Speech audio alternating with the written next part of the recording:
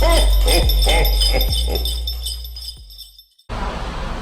Kabsat, dito kami sa Rockwell Powerplant. Mag-check kami ng mga decors. Tara, samahan nyo kami Oo, diba? May sensor siya. Bakit lang kami.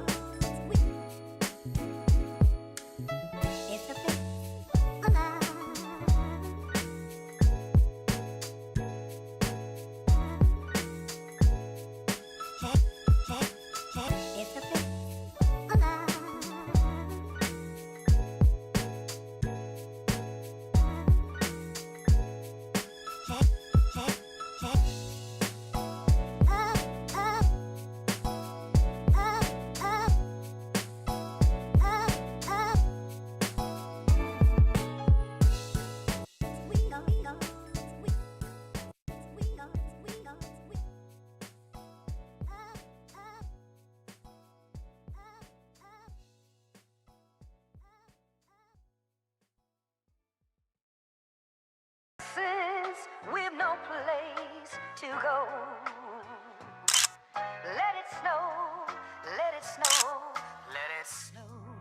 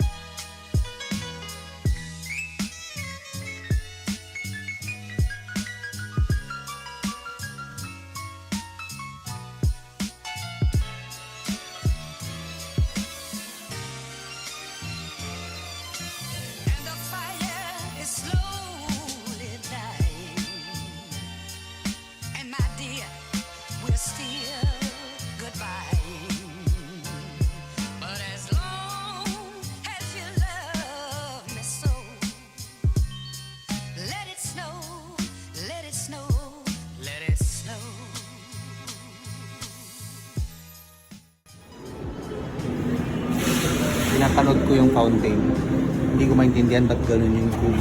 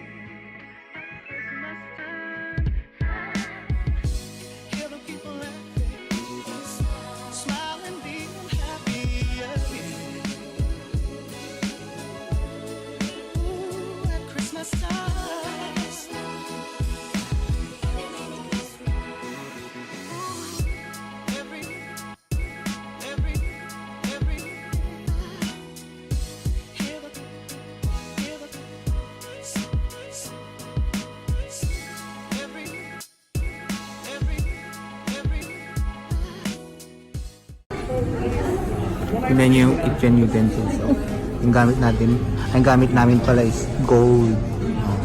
So ito, pwede namin ibulsa to. Tapos bebenta na lang namin per kilo. Ayan. Tamang-tama. Daddy, pwede natin kunin to, tapos ito rin bibigay namin pangusta. At least kapag ipupusta ni Daddy to, hindi masakit sa loob natin. Pang tonggits to.